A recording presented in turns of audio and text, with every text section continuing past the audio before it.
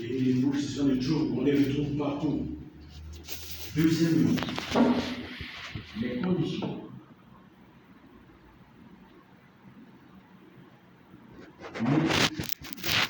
Méthodologie.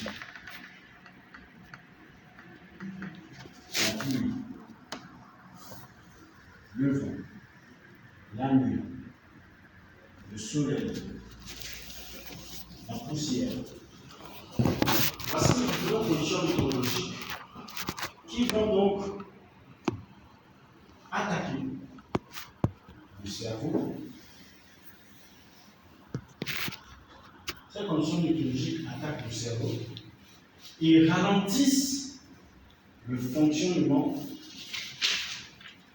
des facultés.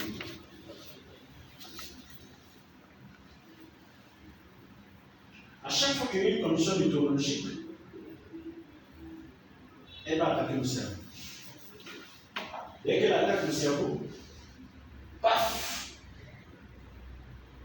elle touche une faculté, elle ralentit son fonctionnement. Et la seule faculté, c'est la faculté,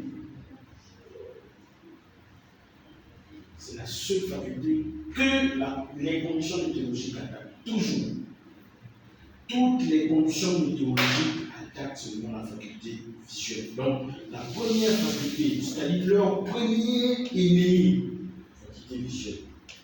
Dès qu'ils attaquent la faculté visuelle, l'objectif, c'est de ralentir son fonctionnement, de déséquilibrer son fonctionnement, de créer un déséquilibre, de créer un dysfonctionnement de la faculté visuelle. Ça veut dire que s'il pleut, si je pouvais te voir là, avant qu'il ne pleuve, je te vois bien. Dès qu'il va pleuvoir, j'aurai désormais du mal à mieux te voir. Parce que mon champ de vision sera rétréci. Il sera flou. S'il fait nuit, j'aurai du mal à bien te voir, comme s'il faisait jour. S'il y a le soleil, c'est pareil. S'il y a le vent. Donc, pour gérer la vitesse, pour générer la vitesse, on doit donc l'ajuster à travers l'état de la route. Donc, on doit prendre en considération l'état de la route sous les 3 angles suivants. Est-ce que la route est en bon état? Point d'interrogation. Il y a les nids de poules, les largeurs. Est-ce que c'est une chaussée rétrécie? Deuxièmement, est-ce que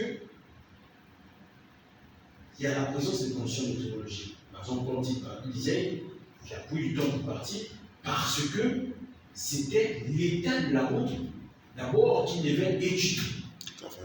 Et sur l'état de la route, il a pris en compte déjà nos routes là. Je sais déjà que les lignes de poules sont partout. Ce sont des routes traditionnelles. Il y a déjà des lignes de poules partout. Donc c'est que première, deuxième, tu reviens. Quand tu mets la troisième, tu reviens encore deuxième. Une fois tu ne touches même pas la deuxième. Droite. Le fois tu ne touches même pas la deuxième droite. L'autre en premier. Parce que la présence de l'écoute. Ensuite, il y a la qualité de bitume. Qui est quoi? Souvent c'est l'argile. Des fois ce n'est même pas l'argile, c'est une terre bizarre que tu ne connais même pas le nom. Tu fais même l'erreur la plus au fond comme ça, tu es parti. La terre te fait patiner là sur les montées. J'ai l'impression que c'est la boue en même temps. C'est ça. Et ce sont des routes non entretenues, et donc généralement qui sont plus ou moins rétrécies. Première condition. Deuxième condition, météorologique. Troisièmement, c'est l'état du camion. Et là, l'état du camion, ça passe par l'entretien. C'est votre connaissance par rapport au camion.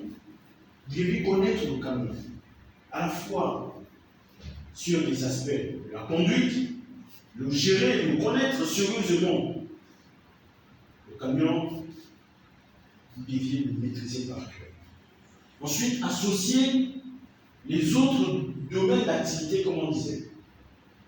Associer de façon élémentaire. Mécanique, que l'électricité, que les mécaniques, même le lavage là, vous deviez associer tout ça. Le rangement, tout, la sécurité, c'est-à-dire que vous deviez ajouter si c'est qui fait l'état du camion. Ça veut dire que tu as un camion où tu n'arrives pas à bien apprécier la jauge, c'est déjà un problème. Tu as un camion où tu as du mal à apprécier la jauge, c'est un problème. Tu as un camion où le parking ne passe pas, c'est un problème. Un problème. Tu as un camion où, voilà, la direction t'embête. Et on a ces camions tout le temps. La direction de gestion d'aide. Ça veut dire ça te met déjà dans la difficulté d'être en circulation. Parce que si déjà état du camionnette, tu vas rencontrer quel genre de conditions météorologiques. Tu vas rencontrer quel type de route.